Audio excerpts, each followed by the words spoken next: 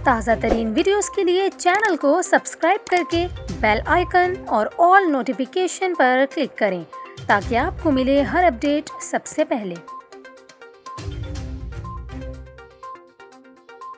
और अभी आपको बताएं, सिंध और बलूचिस्तान में मानसून बारिशों का तीसरा स्पेल असरअंदाज होना शुरू हो गया है, जिसके तहत सिंध के कई शहरों में गुज़िश्ता रात तूफ़ानी बारिश हुई। महकमा मौसमियात की जानिब से मानसून के तीसरे स्पेल को एक मजबूत सिस्टम करार दिया जा रहा है और ये सिस्टम सिंध में दाखिल हो गया है, जिसके तहत रात गए सिंध के कई शहरों में तेज़ हवाओं के साथ मूसलाधार बारिश रिकॉर्ड की गई। गुज़िश्ता रात सिंध के शहर लाड़काना में तूफ़ानी बारिश की वीडियो सामने आई है, जिसमें तेज़ हवाओं के साथ तूफ़ानी बारिश देखी जा सकती है। सखर समेत दीगर इलाकों में होने वाली बारिश से सेप्को के 150 फीडर ट्रिप कट गए, जिससे लाड़काना और दादू को बिजली की फराहमी मुअत्तल हो गई।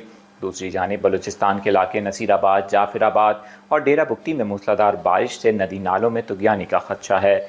दूसरी जानिब महकमा मौसमियात ने 23 जुलाई से 26 जुलाई के दरमियान कराची में भी तेज़ बारिशों की पेशगोई की है।